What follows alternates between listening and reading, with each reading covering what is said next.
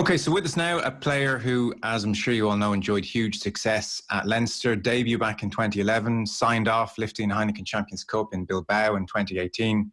He has made the move to Ulster and things have gone very well. Quarter-final in the Heineken Champions Cup against Leinster, where Ulster put in a really good performance. They've made the knockout stages again until, well, you know what happened. And he has signed a 2-year contract extension to boot. We are talking about Irish international Jordi Murphy. Jordi, how you doing? Thanks for joining us. Doing all right, thank you. Thanks for having me on. So, like everyone else, kind of hoping for a bit of clarity in the next few weeks. But for the moment, just have to bide my time and tip away, train away, and try to stay sane, you know? Staying sane is definitely the key part. You're up in Belfast. Yeah, I've been up here now. I was down at the start of March in Dublin visiting family and stuff, but kind of when we got word that there was probably going to be a major lockdown, and we just kind of decided probably best off. We have a place up here in Belfast just to self-isolate up here, just because didn't want to really be around the family and stuff, especially with older relatives and things like that. So just thought better off to be up here. Laura, my partner, works up here, and we have all our things up here now, you know. We're very much settled, so we just decided to come back. How has it been? How have you been filling your time? What kind of training can you do? So just before they kind of kicked us out of Ulster for a while, I managed to nick a couple of weights and a watt bike and stuff, so I've got those in the garage, which is great. So I do that maybe 2 or 3 days a week, and then I've got a couple of playing fields not too far away, maybe 5-10 minute walk from my house. So 3 or 4 days a week, do a bit of running, some weights, just to try and keep ticking over. You know, I don't want to go back whenever that may be, and kind of have a couple of weeks of trying to get up to speed. We're going to have that anyway, but I certainly don't want to be even further behind. So it's just about kind of ticking over, not overdoing it, because obviously we don't know when we are going to be back, but just to make sure I stay in decent shape anyway. Rugby seems like it's back at the queue at the moment. Are you getting any firm guidelines for the club, or do they know? No, unfortunately not. You said it there yourself. It's because it's a contact sport. We kind of knew from the outset, especially when they sent out the guidelines there in the last week or two, that it was going to be at the back of the queue. And unfortunately, rugby being a contact sport, it's probably top of the list and at the back of the queue. So, look, we're just going to have to learn, I suppose, from how other team sports do it. Obviously, it's been great to see the Bundesliga able to get back up and running last weekend. And then I've seen photos there this morning of Super Rugby teams getting back in together and stuff. So I'm sure we can learn a lot from them, and hopefully that'll speed up the process. You signed a 2-year contract extension at Ulster. Was that straightforward, both sides of the agreement? Yeah, I think so. Yeah, look, I whenever a contract comes up, I always chat with my agent Niall, and we definitely have a look around and stuff. But I kind of knew in the back of my mind that I wanted to stay. Like I've been here nearly 2 years, and we've done some good things, but I definitely think we can do a lot more. And I've really enjoyed it. The people have embraced me here. I've made some lifelong friends. Fans have been absolutely brilliant. Playing squad's really good. Definitely getting deeper, and looking forward to playing with them for the next 2 years. It was like, I definitely looked around, but it was a bit of a no-brainer, really. I wanted to stick around. Like, we've done a bit, but I still think I've a lot more to give, and we can definitely go on and do a lot more. Are you centrally contracted these days? No, I'm not. No, I've never been centrally contracted. So just had to liaise with the provinces anytime I've done contracts. So no, I'm not one of those lucky few. And increasingly it is a fewer number, isn't it? I think the numbers may be down to 15, 16, 17. It used to be higher, but those central contracts aren't as plentiful as they used to be. Yeah, so I hear. Look, they're obviously very tough to come by, and you need to have an incredible kind of consistency and level of play about you. So there are a lucky few that get there. I'm not going to say never, but I suppose I'm 29 now. You never know. My next one will be brilliant if it was a central, but I'm happy enough at the moment. How are you suddenly 29? Veteran status is here. Wow, it goes by quickly. I know. I do not know. I only turned 29 there about 2 weeks ago, and strange. Like, I remember because I made my debut for Leinster at 19, and it was pretty fresh face just out of school then, and to think that it's nearly 10 years on and I'm still playing professional rugby, I kind of incredibly lucky. But yeah, time does fly, I suppose, when you're having fun. Like even whatever it was a week ago now, I've been 2 years since Bilbao, and I just couldn't believe how quickly 2 years has gone by, you know. So I suppose, especially now as I get a bit older, I'm starting to realise that how quickly things move on. And like, look, it'd be great if I could play for another 10 years. I don't know if that's going to be possible, but just got to make the most and enjoy what's ahead of me now. First couple of years, I guess I was kind of didn't realise what was going on. It was just going on around me and I was just playing away. Whereas now, I suppose, looking back, I've got a lot more, how would you say, I don't take anything for granted anymore anyway. I'm just trying to enjoy it in the moment. Yeah. Well, I guess you've seen teammates have to bow out prematurely as well, and that starts to hit home. When you and Niall Woods, your agent, former player, people will know him, sit down and talk, I guess when you do hit 28, 29, and you say you have a little look around, you do have to be diligent and look around for the best option, because when you get to a certain age, time really is a very important currency. You can't just waste 2-3 years on a club or a project that you don't believe in and have a rough 2-3 years. Like, next 4 or 5 years, this contract and the next one, that'll go a large way towards defining how you feel when you retire, most likely. Yeah, definitely. You kind of nailed it on the head there. If you have 2 or 3 rough years and next thing you're not wanted by your club, and kind of other clubs aren't so sure about you, and you haven't been performing at the top level or you haven't been in a top environment. So no, it's definitely a very big decision.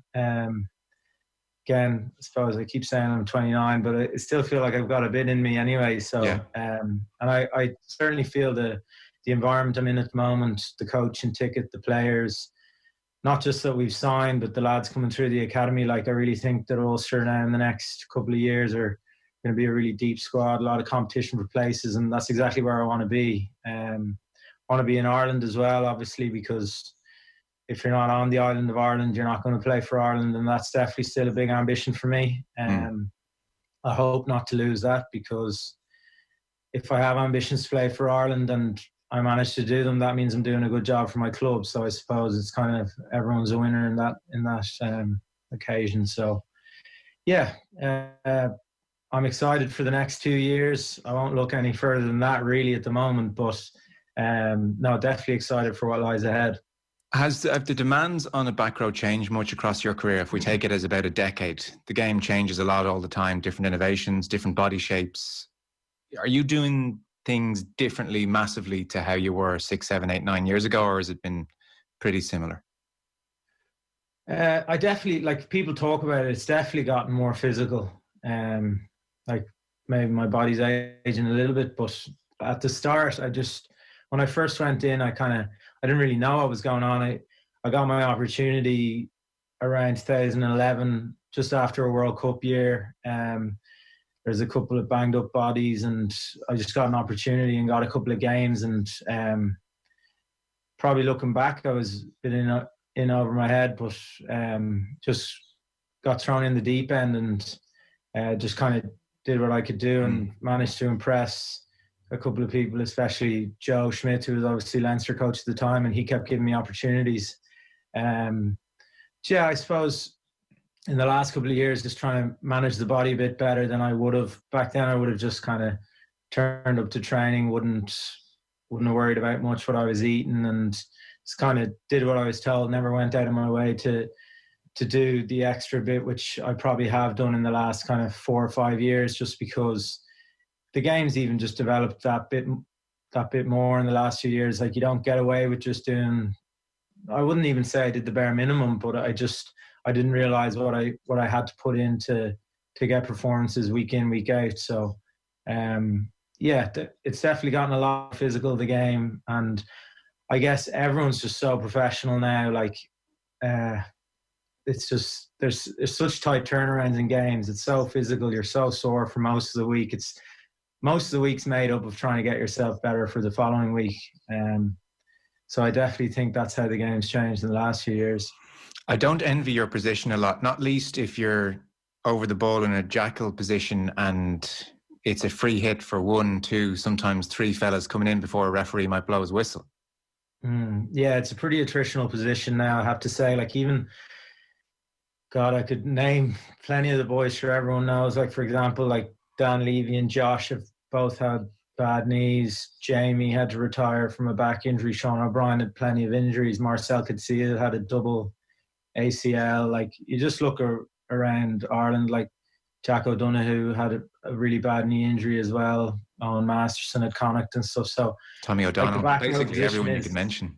Yeah, everyone's had some sort of major injury, and that's just, fortunately, part of the game. It's just trying to prepare your body for it as much as possible. But yeah, I suppose just where we are on the pitch. Like, if you're a prop, there's obviously some props that are very good over the ball, but a lot of the time when it comes to coming off set piece play, the back row is going to be the first person there, and the ruck just is a vicious enough environment. And unfortunately, sometimes you pick up knocks, and over a long span of a career, you're going to pick them up here and there. So definitely the back row is a pretty attritional spot to be in.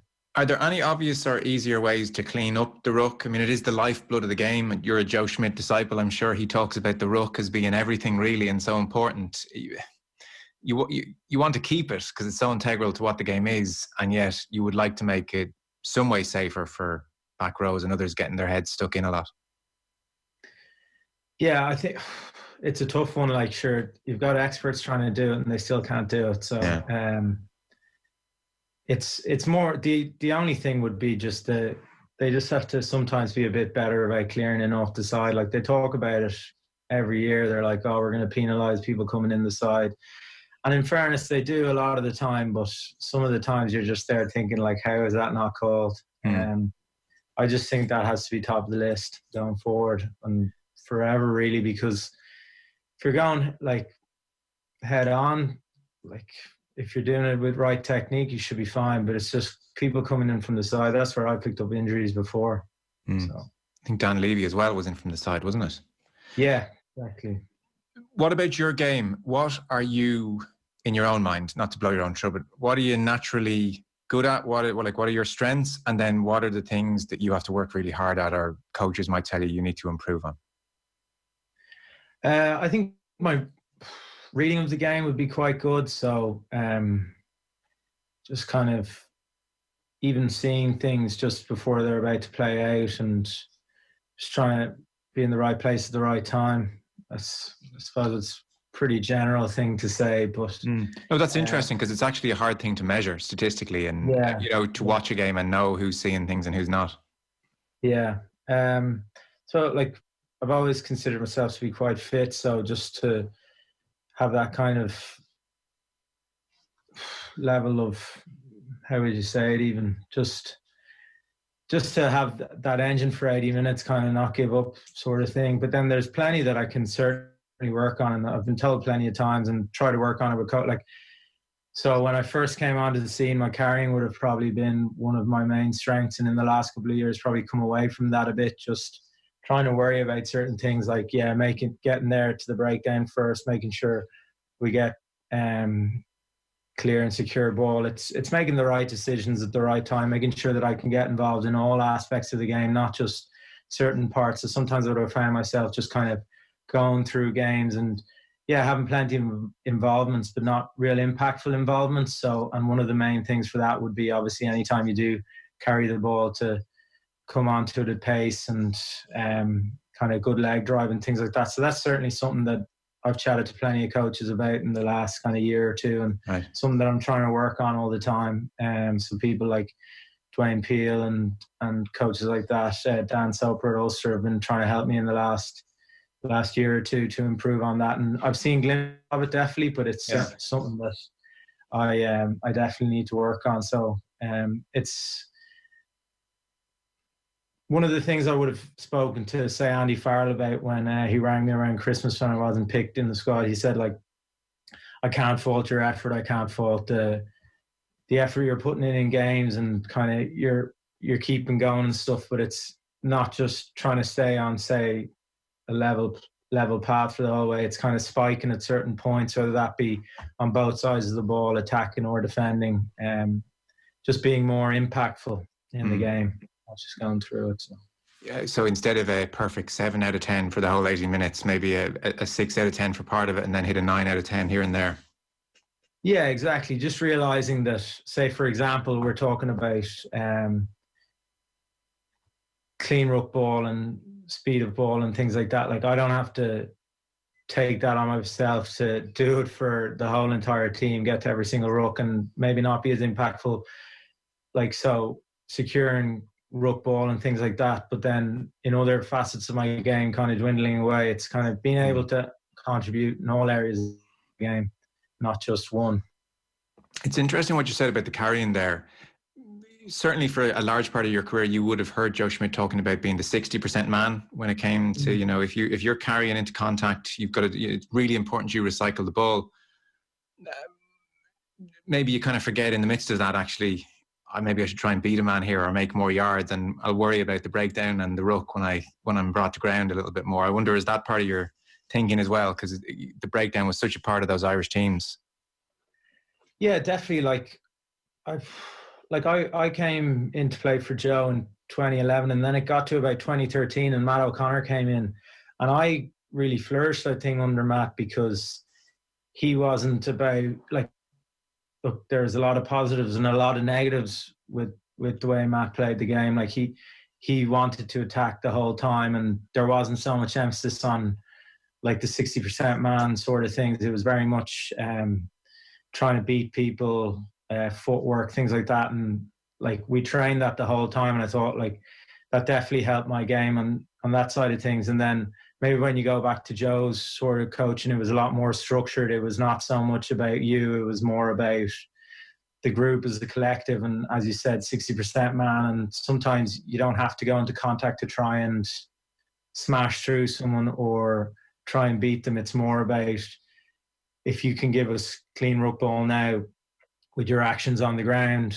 we can get it and then beat them a phase or two later by just stretching the defence. And so I suppose it's the perfect storm of being able to do both. Yeah. Certain times, obviously, you're not going to, like, very good defenders, or you just don't get the ball at the right pace. You're just not going to be able to beat people, and it's about recycling and doing it well. But it's not always about doing that. Like, I think that's one of the things that, look, I'm going on a bit here, but probably the Irish team from 2018 to around the World Cup there, we didn't really develop. We stayed in that place where we were so good at being structured, and we were able to break down teams because they just couldn't deal with how quick our ball was and the structure of that. But then when teams started to kind of adapt and realize how they might be able to beat us, we didn't develop from there. So it's definitely about continuously developing and being able to mix, like, different styles of play, not just stick to one because you know you're very good at it. It's about developing the whole time because everyone else is developing, trying to beat you.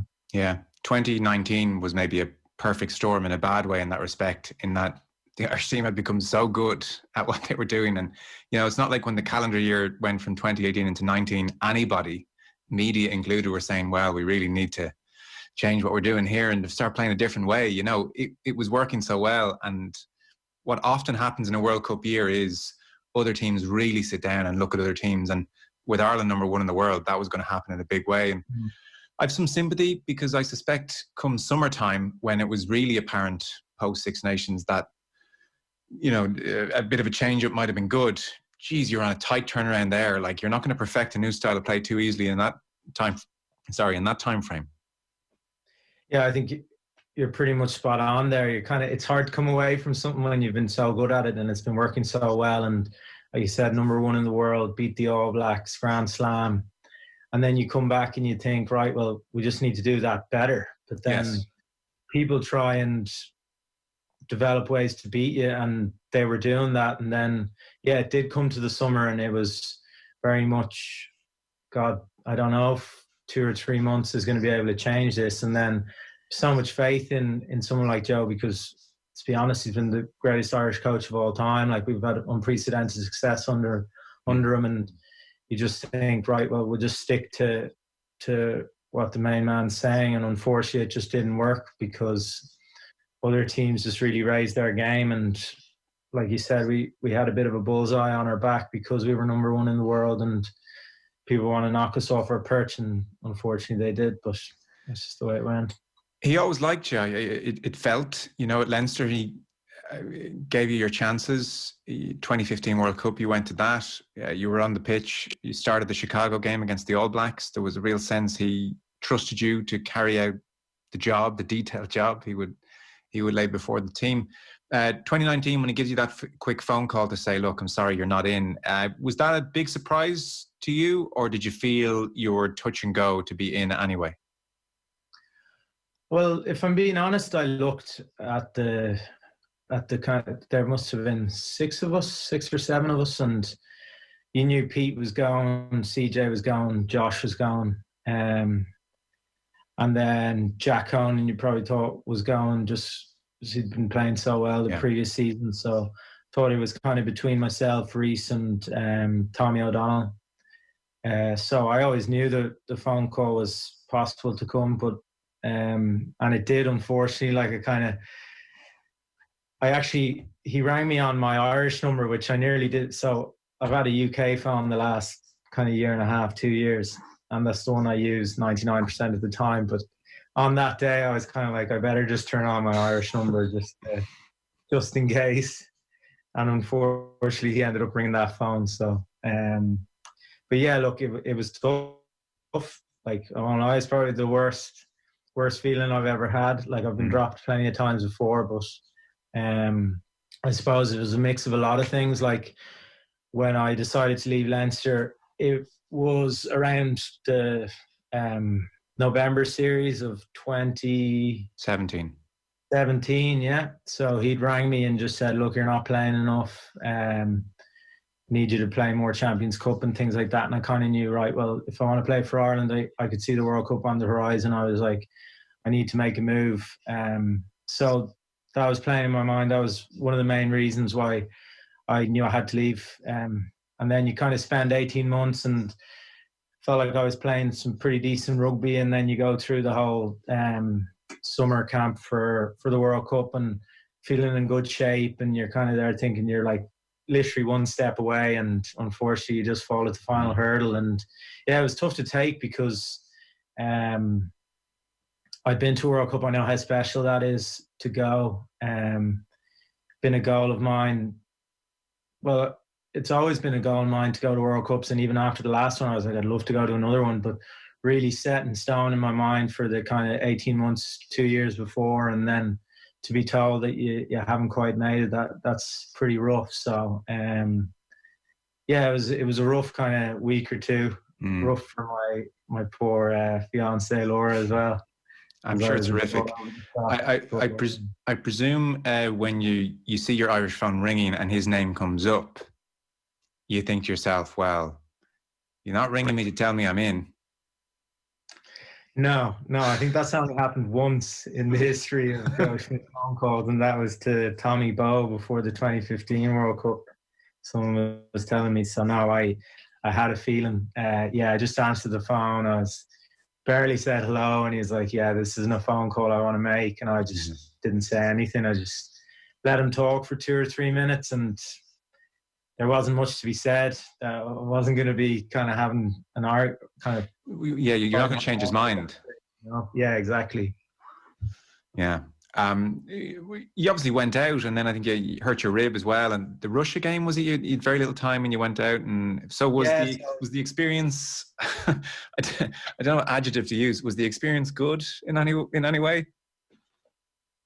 Yeah, I suppose culturally the experience is pretty good in Japan, but it was a strange one. Look, like, obviously to not be in, and then 3 weeks later, like what happens in rugby, someone picks up an injury and you get called upon. And so Dan rang me. I was meant to play Ospreys on a Friday night, and Dan McFarlane rang me as I was having a coffee in the morning and just said, Joe Schmidt's rang there.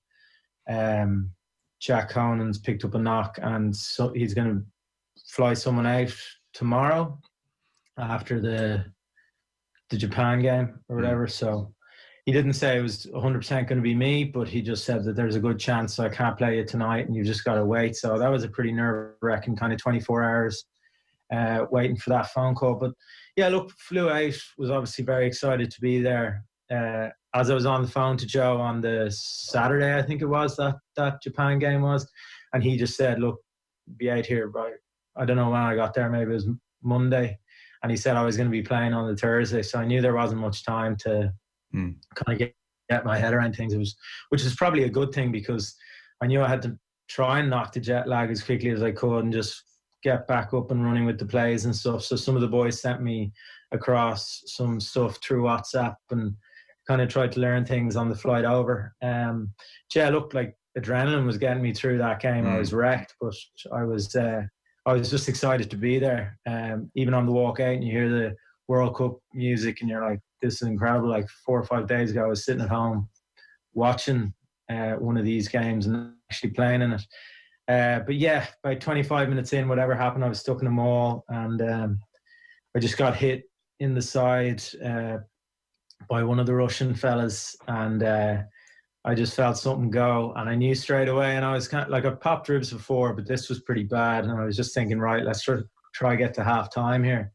So this is like 25 minutes in, so I can definitely get to half time. And then maybe 3 or 4 minutes later, I was running around, and there was a ruck, and the ball kind of came out, and it was between me and a Russian fella, and I was maybe half a meter closer to the ball than he was, and I couldn't get over to the ball, and I just kind of knew, like, I'm not much use here. Like, he just picked up the ball and kind of ran around me, so I just had to call it in then, which was very disappointing. Like, in the change room, I was kind of thinking, I can't believe this is happening. Like, I've got here 72 hours before, and I might be on a plane back in a day or two. Anyway, I got a scan, and whatever I'd done to the cartilage and stuff in the ribs, they managed to just keep me there and just look after me for the 2 or 3. Like, I could have played a game, definitely, but I wasn't fit by any means. Yeah. But I just kind of just grinned and said that I was fine every time I got poked and prodded at by the physios, which is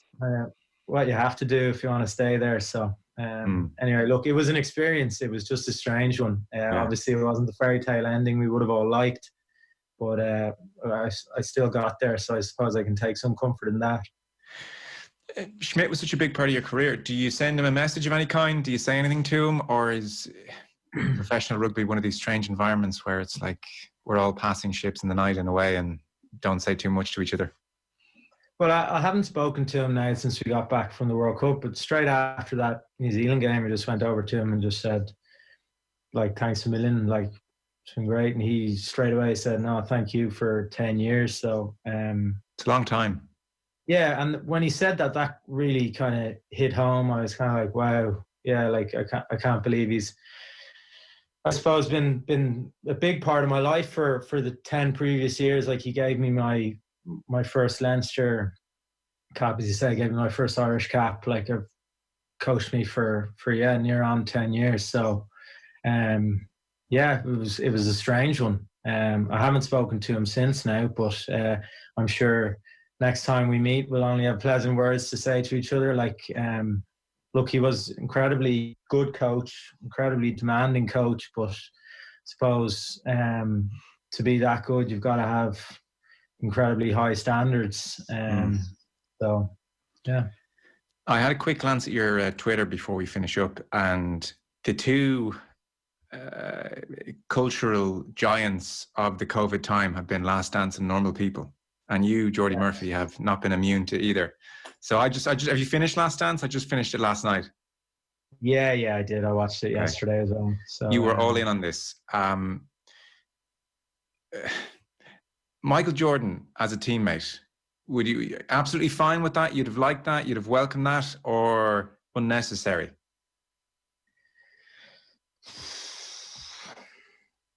I've been thinking about this. So I tried to think about someone that I could probably compare to him with that kind of drive and like everything he puts into it, and then the level of performance he was probably able to bring out any time he played. And the only person that I could think about, well, I've had some incredible teammates, but like someone that really like sticks in my mind, especially because, so it was Paul O'Connell, because he was captain when I first went into Ireland, and just to see his level of dedication, the fact he'd never leave anything to chance, he was always doing extras to keep his body in check, always doing extra video. Just anytime he said something, you listened. Any piece of advice he'd give you, you just make sure you take that on board, because the guy's been a Lions Test Series captain. He's played for Ireland over 100 times. Just an incredible like athlete, incredible competitor. But then when I tried to compare him to, say, like Michael Jordan, but like I could actually get on with Paulie. Like people could get on with him. He was just an incredibly humble guy, an incredibly nice guy, funny, just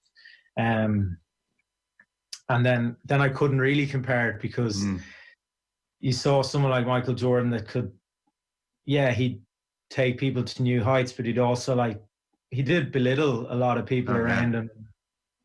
Just didn't seem like the nicest guy in the world. But sure, whatever episode it was where he starts getting emotional at the end, because he's like, this, if you wanted to do if you wanted to be the best in the world, that's what you had to do.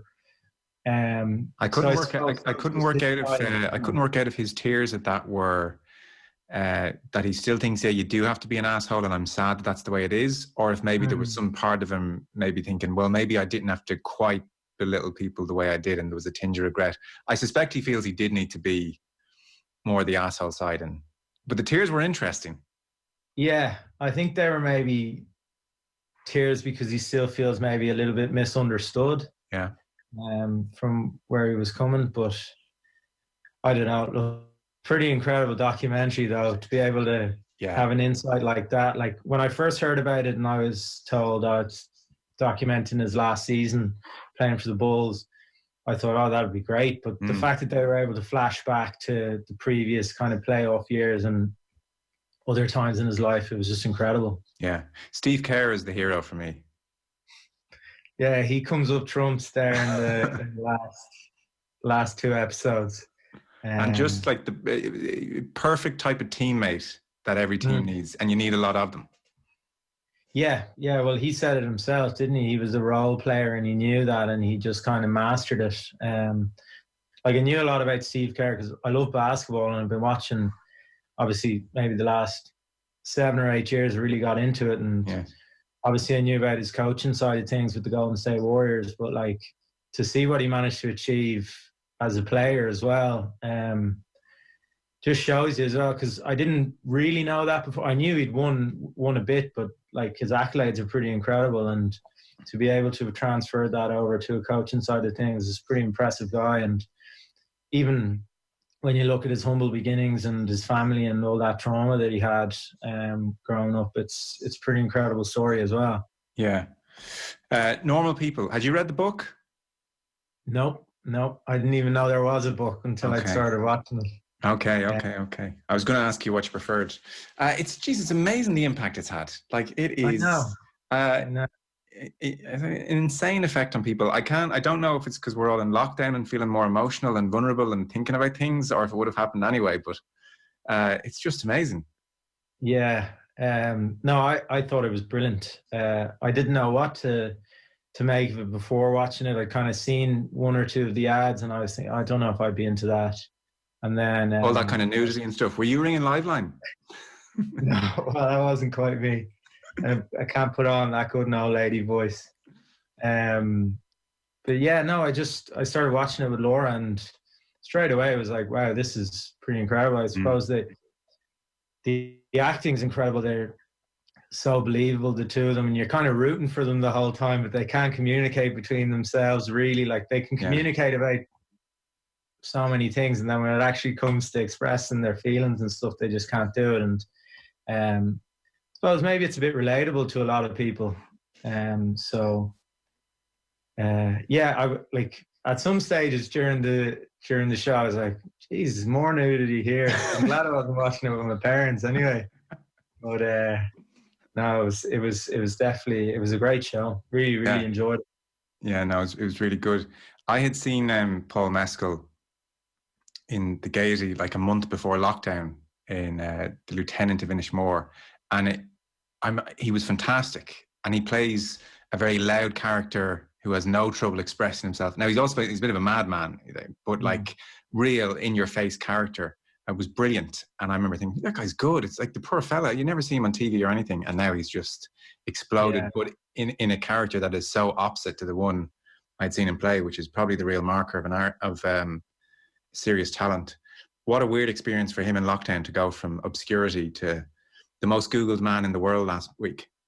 Was he? Yeah.